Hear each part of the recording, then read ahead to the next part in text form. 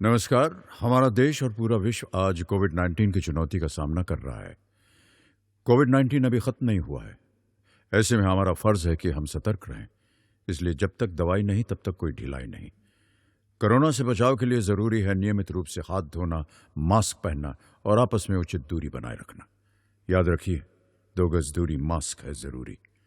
खांसी, बुखार या सांस लेने में कठिनाई होने पर हेल्पलाइन नंबर 1075 पर संपर्क करें। नमस्कार। आज की हिंदी की कक्षा में आप सभी का स्वागत है।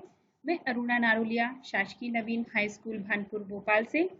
बच्चों, आज हम कक्षा 11 की हिंदी की पुस्तक आरोह भाग 1 के गद्य खंड का पाठ 8 जामुन का पेड़ पढ़ेंगे, जो कि एक हास्य कथा है, जिसके लेखक श्री कृष्णचंद्र जी हैं। हिंदी साहित्य जगत के महान कहानीकार कृष्णचंद्र जी का जन्म सन 1914 में, जो कि अविभाजित पंजाब के गुजरांवाला जिले के वजीराबाद नामक गांव में हुआ।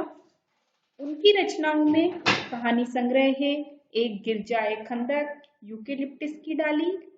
उनके उपन्यास हैं शिकस्त, जरगांव की रानी, सड़क वापस जाती है, आसमान रोशन है, एक गधे की आत्मकथा, अन्नदाता, हम वहशी हैं, जब खेत जागे, 52 पत्ते, एक वायलिन समंदर के किनारे, कागज की नाव, मेरी यादों के किनारे। उनको साहित्य अकादमी सहित बहुत से पुरस्कारों से भी सम्मानित किया गया। कृष्णचंद्र जी की मृत्यु सन 1977 में हुई। बच्चों, अब हम उनकी साहित्यिक विशेषताओं पर प्रकाश डालेंगे। प्रेमचंद के बाद जिन कहानीकारों ने कहानी विधा को नई ऊंचाइयों तक पहुंचाया, उनमें कृष्णचंद्र का नाम महत्वपूर्ण है। इनका प्रगतिशील लेखक संघ से गहरा संबंध था। इस विचारधारा का असर इनके साहित्य पर भी मिलता है। ये उन लेखकों में से हैं जिन्होंने लेखन को ही रोजी रोटी का सहारा बनाया। कृष्णचंद्र जी ने उपन्यास, नाटक, रिपोर्टाज और लेख भी बहुत से लिखे हैं, लेकिन उनकी पहचान कहानीकार के रूप में अधिक हुई है। उनकी लोकप्रियता इस कारण भी है कि वे काव्यात्मक रोमानियत और शैली की विविधता के कारण अलग मुकाम बनाते हैं। जामुन का पेड़ कृष्णचंद्र जी की एक प्रसिद्ध हास्य व्यंग्य कथा है। हास्य व्यंग्य के लिए चीजों को अनुपात से ज्यादा फैला फुलाकर दिखलाने की परिपाटी पुरानी है, और यह कहानी भी उसका अनुपालन करती है। इसलिए यहाँ घटनाएं अतिशयोक्तिपूर्ण और अविश्वसनीय जान पड़े तो कोई हैरत नहीं। विश्वसनीयता ऐसी रचनाओं के मूल्यांकन की कसौटी नहीं हो सकती। प्रस्तुत पाठ में हंसते हंसते ही हमारे भीतर इस प्रकार की समझ पैदा हो जाती है कि कार्यालयी तौर तरीकों में पाया जाने वाला विस्तार कितना निरर्थक और पदानुक्रम कितना हास्यास्पद है। इस व्यवस्था के संवेदना शून्य एवं अमानवीय होने का पक्ष भी हमारे सामने आता है।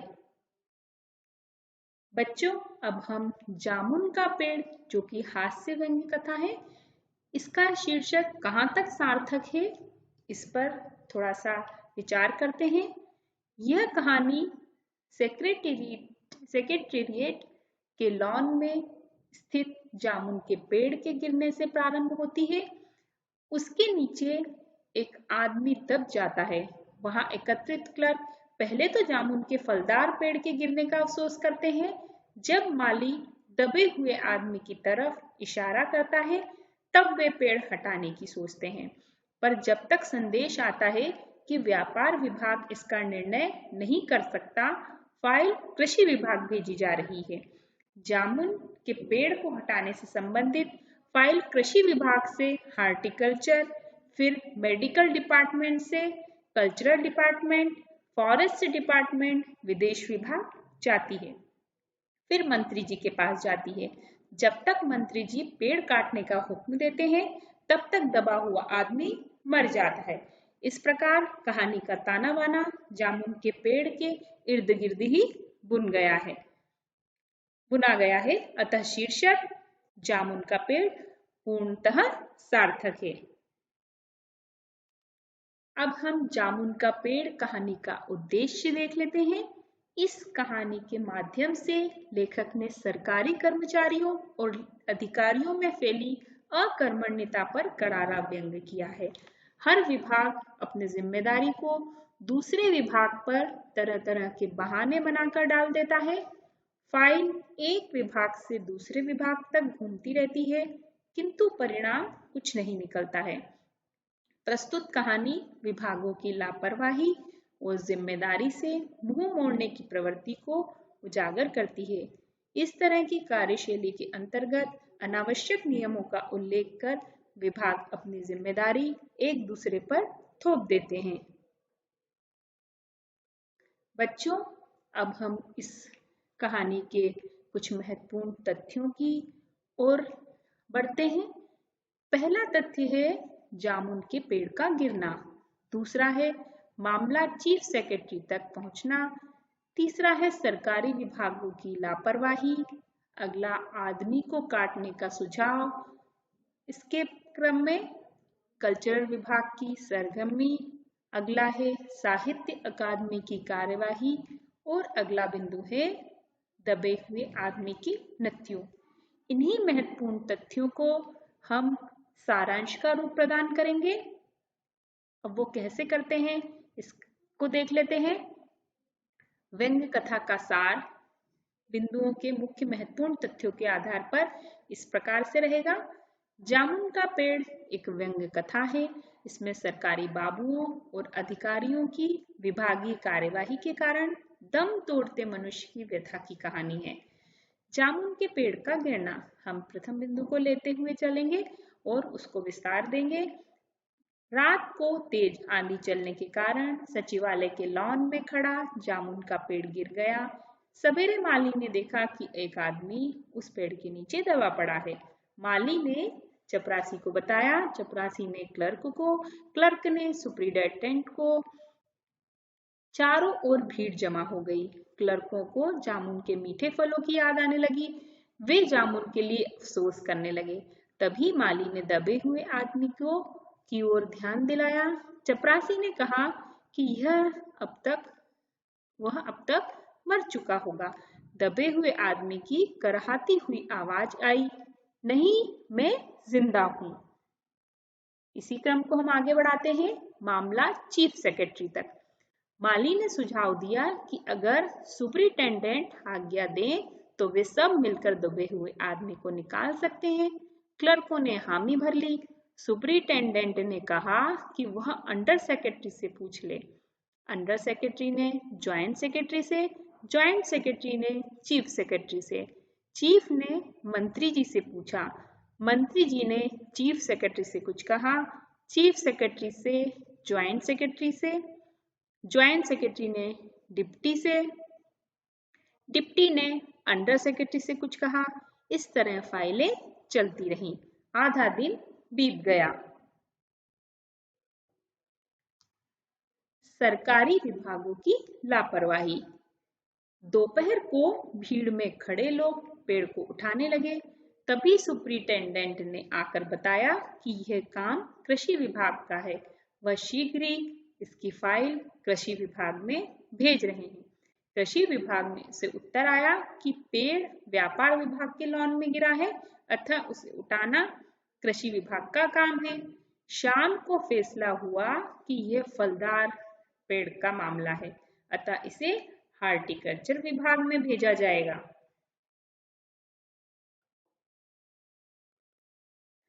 सरकारी विभागों की लापरवाही।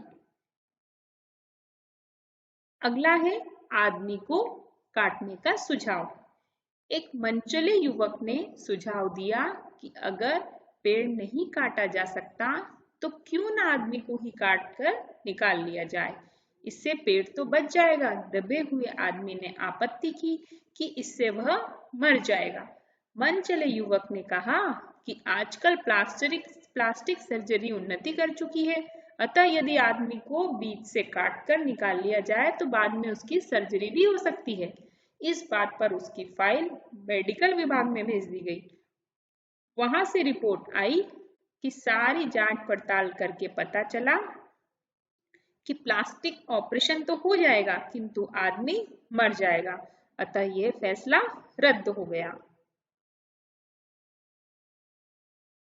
अगला बिंदु है कल्चरल विभाग की सरगर्मी। रात को माली ने दबे हुए आदमी को बताया कि उसके केस पर सभी सेक्रेटरियों की एक मीटिंग होने वाली है। दबे हुए आदमी ने गालिब का ये शेर सुनाया, ये तो माना कि तगाफुल न करोगे लेकिन खाक हो जाएंगे हम तुमको खबर होने तक। यह सुनकर माली ने हैरान होकर पूछा कि क्या वह कोई शायर है? दबे हुए आदमी ने सिर हिलाया। फिर क्या था, सारे सचिवालय में खबर फैल गई। शहर के सारे कवि वहां इकट्ठे हो गए। वे उसे अपनी कविताएं और दोहे सुनाने लगे। यहाँ तक कि सचिवालय की सब कमेटी ने फैसला किया कि दबा हुआ आदमी कवि है। अतः यह कल्चरल विभाग का मामला है। अतः यही विभाग उसे फलदार पेड़ से छुटकारा दिलाए।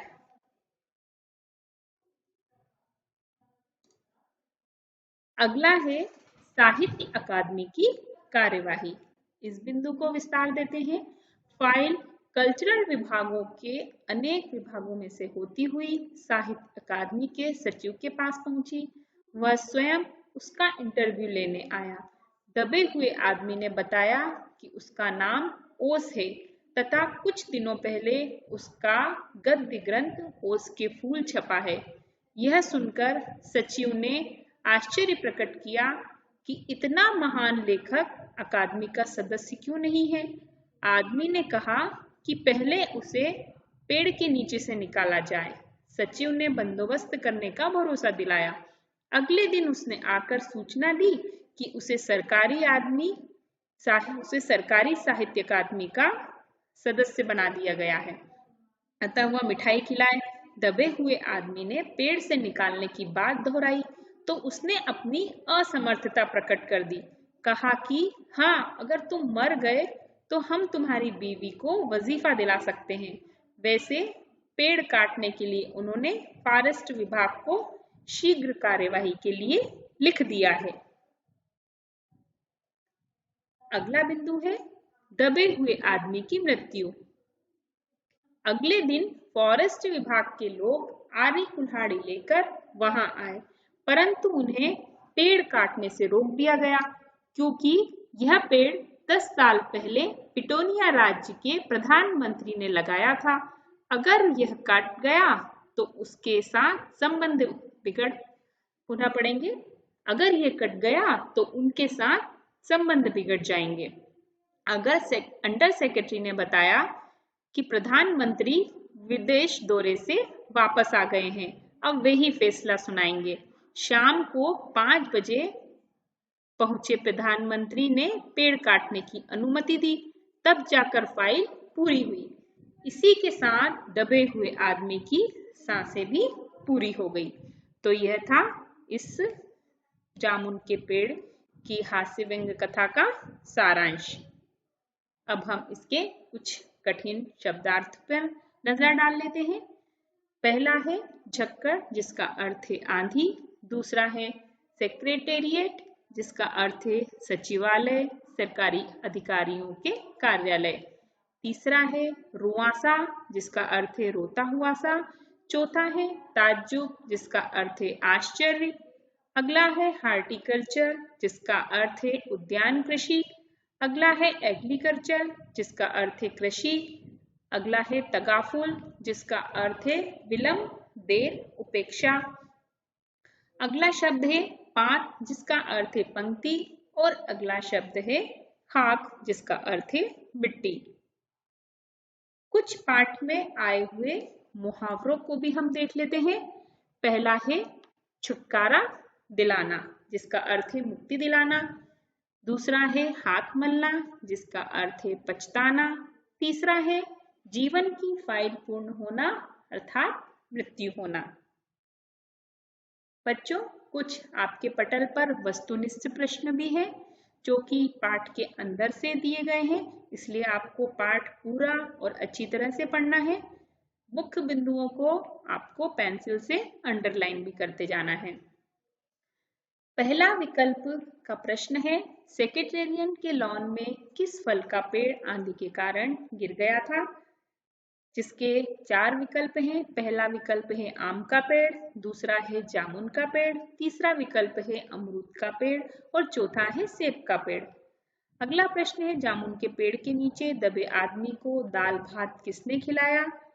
पहला है चपरासी ने, दूसरा है डॉक्टर ने, तीसरा है पुलिस कांस्टेबल ने और चौथा है माली ने। कुछ रिक्त स्थान आपके पटल पर दिखाई दे रहे हैं। पहला रिक्त स्थान है मैं रिक्त स्थान हूं, दबे हुए आदमी ने बड़ी मुश्किल से कहा। दूसरा रिक्त स्थान है जामुन के पेड़ के नीचे दबे आदमी की रिक्त स्थान भी पूर्ण हो चुकी थी। तीसरा है प्रेमचंद के बाद कहानी के क्षेत्र में रिक्त स्थान का नाम आता है। इन तीनों रिक्त स्थानों की पूर्ति आपको पाठ को पूरा पढ़ने के बाद करनी होगी। कुछ सत्य असत्य भी हैं जो कि आपको पटल पर दिखाई दे रहे हैं। पहला है जामुन के पेड़ के नीचे दबे आदमी ने मिर्जा गालिब का शेर सुनाया। दूसरा है मगर मुझे इस पेड़ के नीचे से निकालो, दबे हुए आदमी ने करहाकर कहा। तीसरा है कागज की नाव, कृष्णचंद्र का प्रसिद्ध उपन्यास है। ये तीनों सत्य असत्य हैं। इनमें से आपको सत्य और असत्य कौन सा है यह लिखना है। अब हमारे आपके समक्ष पटल पर जो दिखाई दे रहे हैं वो कुछ अर्थ ग्रहण संबंधी प्रश्न हैं जिनका हम अभ्यास करेंगे। पहला ये गद्यांश आपके सामने प्रस्तुत है जिसको आपको बहुत अच्छे से पढ़कर और प्रश्नों के उत्तर देने हैं।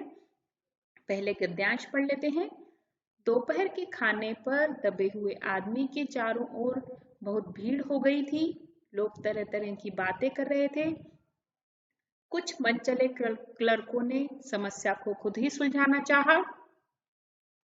वे हुकूमत के फैसले का इंतजार किए बिना पेड़ को अपने आप हटा देने का निश्चय कर रहे थे कि इतने में सुपरिटेंडेंट फाइल लिए भागा भागा आया। बोला, हम लोग खुद इस पेड़ को नहीं हटा सकते। हम लोग व्यापार विभाग से संबंधित हैं और यह पेड़ की समस्या है जो कृषि विभाग के अधीन है। मैं इस फाइल को अर्जेंट मार्क करके कृषि विभाग भेज रहा हूँ। वहां से उत्तर आते ही इस पेड़ को हटवा दिया जाएगा। इस गद्यांश में से पहला प्रश्न है वो इस प्रकार है, किस आदमी के चारों ओर भीड़ एकत्र हो गई थी और क्यों? जिसका उत्तर इस प्रकार से होगा, एक आदमी पेड़ के नीचे दब गया था, उसी के चारों ओर लोगों की भीड़ एकत्र हो गई थी। वे सभी तमाशबीन अधिक थे, उसे बचाने वाले कम थे। दूसरा प्रश्न जो इस गद्यांश में से पूछा गया है वह है, मनचले क्लर्क किस समस्या को स्वयं हल करना चाहते थे? जिसका उत्तर है, मनचले क्लर्क पेड़ के नीचे दबे आदमी को बचाने के लिए स्वयं अपने ही हाथों से पेड़ को सरकाने के लिए तैयार थे। इस प्रकार वे दबे हुए आदमी को बचाना चाहते थे। अगला प्रश्न जो आपके पटल पर प्रस्तुत है वह है, सुपरिटेंडेंट ने क्लर्कों को पेड़ क्यों हटाने नहीं दिया? जिसका उत्तर इस प्रकार से रहेगा, सुपरिटेंडेंट सरकारी अफसरशाही नीतियों का अंधा अनुयायी था।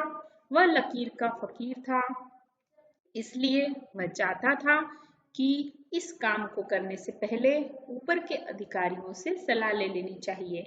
उसे मरता हुआ आदमी नहीं दिख रहा था, बड़े अफसर दिखाई दे रहे थे जो उसे बात बात पर रोकते टोकते और डांटते थे। अब अगला आपके सामने जो प्रस्तुत पढ़ है वो पटल पर जो आपको दिखाई दे रहा है वो एक और गद्यांश है। इससे संबंधित अपन प्रश्नों के उत्तर हल करेंगे और उनका अभ्यास करेंगे। गद्यांश का वाचन में करने जा रही हूँ जो कि इस प्रकार है, हार्टिकल्चर डिपार्टमेंट का सेक्रेटरी साहित्य प्रेमी आदमी जान पड़ता था। उसने लिखा था, आश्चर्य है इस समय जब हम पेड़ लगाओ इसकी ऊंचे स्तर पर चला रहे हैं, हमारे देश में ऐसे सरकारी अफसर मौजूद हैं जो पेड़ों को काटने का सुझाव देते हैं, और वह भी एक फलदार पेड़ को, जिसके फल जनता बड़े चाव से खाती है। हमारा विभाग किसी हालत में इस फलदार वृक्ष को काटने की इजाजत नहीं दे सकता। अब इसका पहला प्रश्न इस प्रकार से होगा, इस गद्यांश का प्रसंग स्पष्ट कीजिए, जिसका उत्तर हम इस प्रकार से लिखेंगे। सचिवालय के आंगन में एक पेड़ गिर गया, उसके नीचे एक आदमी दब गया, उस आदमी को निकालने की समस्या है। माली, क्लर्क तथा अन्य लोग उस पेड़ को हटाकर आदमी को निकालना चाहते हैं, परंतु अफसर रोड़ा अटकाते हैं। वे इस कार्य को करने के लिए विभागीय कार्यवाही करने पर जोर देते हैं। हर विभाग इस समस्या को दूसरे विभाग पर टाल देना चाहता है। पहले व्यापार विभाग पेड़ काटने को कृषि विभाग पर डालता है। कृषि विभाग फाइल को हार्टिकल्चर विभाग में भेजता है। अगला गद्यांश पर आधारित जो प्रश्न है वो इस प्रकार है, हार्टिकल्चर विभाग किसे कहते हैं? उसने क्या जवाब दिया? जिसका उत्तर आपको पटल पर दिखाई दे रहा है वो इस प्रकार है, हार्टिकल्चर विभाग उद्यान कृषि विभाग को कहते हैं। उनका काम उद्यानों को उगाना और सजाना संवारना होता है। उस विभाग ने पेड़ काटने की बात सुनकर घोर आपत्ति प्रकट की। सचिव ने कहा कि जामुन का पेड़ फलदार है, आजकल पेड़ लगाओ अभियान चल रहा है, ऐसे समय में इस पेड़ को काटने की अनुमति कदापि नहीं दी जा सकती। अगला प्रश्न जो गद्यांश पर आधारित है वह पटल पर इस प्रकार आपको दिखाई दे रहा है, इस गद्यांश में किस व्यवस्था पर व्यंग्य है? तो इस गद्यांश में दो व्यंग्य हैं।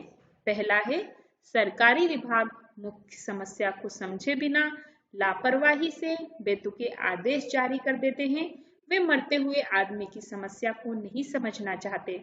उनकी बस एक ही कार्यशैली है, मामले को तूल देना, उसमें अनावश्यक अड़चनें डालना और तर्क शून्य आदेश जारी करके मामले को उलझाना। दूसरा व्यंग्य यह है कि सरकारी बाबुओं की नजरों में अपने विभागीय स्वार्थों का महत्व है, आदमी का नहीं। आदमी मर जाए तो मर जाए उनकी बला से। अब आपके समक्ष जो पटल पर प्रस्तुत है वह है पाठ्य पुस्तक के अभ्यास प्रश्न, जिनमें से पहला प्रश्न इस प्रकार है, बेचारा जामुन का पेड़ कितना फलदार था और उसकी जामुनें कितनी रसीली होती थी। ये संवाद कहानी के किस प्रसंग में आए हैं? तो जिसका उत्तर इस प्रकार से होगा, सचिवालय के लॉन में लगा जामुन का पेड़ रात को आंधी में गिर गया, उसके नीचे एक आदमी दब गया। सुबह होने पर सचिवालय के माली ने उसे देखा, उसने क्लर्कों को सूचना दी, तभी क्लर्क इकट्ठे हुए। वे जामुन का पेड़ गिरा देखकर उपयुक्त बातें करने लगे। अगला प्रश्न है, इससे लोगों की कैसी मानसिकता का पता चलता है? जिसका उत्तर इस प्रकार से होगा, इससे पता चलता है कि लोग संवेदना शून्य हो चुके हैं। उसे मरता हुआ आदमी भी द्रवित नहीं करता। वे इतने स्वार्थांध हैं कि मरते हुए आदमी को अनदेखा करके वे अपना हित पूरा करना चाहते हैं। उन्हें जामुन ना मिलने की पीड़ा व्यथित करती है। ऐसे लोग लाश पर बैठकर भी रोटियां खा सकते हैं। अगला प्रश्न जो आपके पटल पर प्रस्तुत है वह इस प्रकार से है, दबा हुआ आदमी एक कवि है, यह बात कैसे पता चली और इस जानकारी का फाइल की यात्रा पर क्या असर पड़ा? उत्तर होगा, दबे हुए आदमी ने पेड़ काटने की कार्यवाही पर देरी होते देखी तो उसने आह भरते हुए गालिब का यह शेर कहा, ये तो माना कि तगाफुल न करोगे लेकिन खाक हो जाएंगे हम तुमको खबर होने तक। इसे सुनते ही माली ने उससे पूछा कि क्या वह शायर है? उसने स्वीकृति में सिर हिलाया। इस प्रकार पहले माली को पता चला, उसने अन्य क्लर्कों को बताया, क्लर्कों ने हेड क्लर्क को बताया। इस प्रकार बात फैलते फैलते सबको पता चल गई। इस जानकारी से कवि की फाइल का रुख पलट गया। पहले फाइल एग्रीकल्चर विभाग, व्यापार, हार्टिकल्चर आदि विभागों में धक्के खाती रही, परंतु काम फिर भी नहीं हुआ, केवल कागजी कार्यवाही होती रही। अगला प्रश्न है, कृषि विभाग वालों ने मामले को हार्टिकल्चर विभाग को सौंपने के पीछे क्या तर्क दिया, जिसका उत्तर इस प्रकार से होगा। कृषि विभाग वालों ने जामुन के पेड़ को काटने का मामला हार्टिकल्चर विभाग को सौंपने के पीछे यह तर्क दिया कि गिरने वाला पेड़ फलदार है, इसका संबंध कृषि से न होकर उद्यान कृषि से है।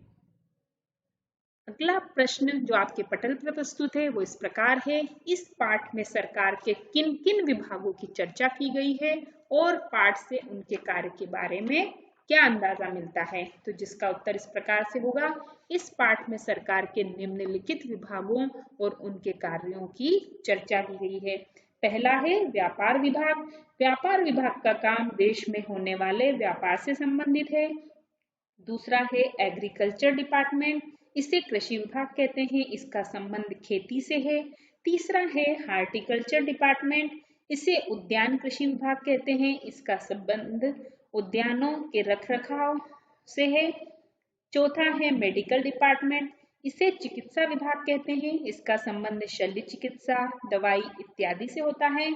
अगला है कल्चरल डिपार्टमेंट, इसे सांस्कृतिक विभाग कहते हैं, इसका संबंध कला और साहित्य के विभाग से है, कला और साहित्य के विकास से संबंधित है।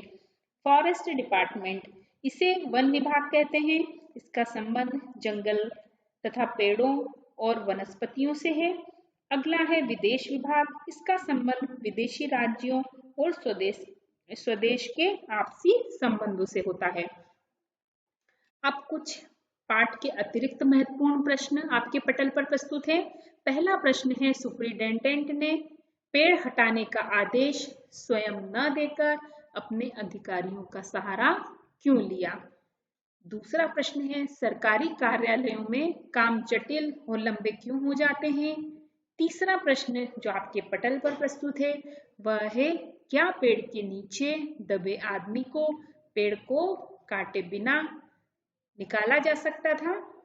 चौथा प्रश्न जो आपके पटल पर दिखाई दे रहा है वह है, माली दबे हुए आदमी को किस शर्त पर निकालना चाहता है। ये कुछ आपके सामने महत्वपूर्ण प्रश्न थे जो पाठ के अंदर से पूछे गए हैं और परीक्षा में भी आपको पाठ के अंदर से प्रश्न पूछे जा सकते हैं, इसलिए आपका पूरे पाठ का विस्तृत अध्ययन करना है और एक एक बिंदु को नोट करते जाना है। आशा करते हैं कि आपको आज की प्रस्तुति पसंद आई होगी। धन्यवाद। किशोर अवस्था संबंधित समस्याओं के परामर्श हेतु समर्पित उमंग किशोर हेल्पलाइन के टोल फ्री नंबर 144225 पर संपर्क करें।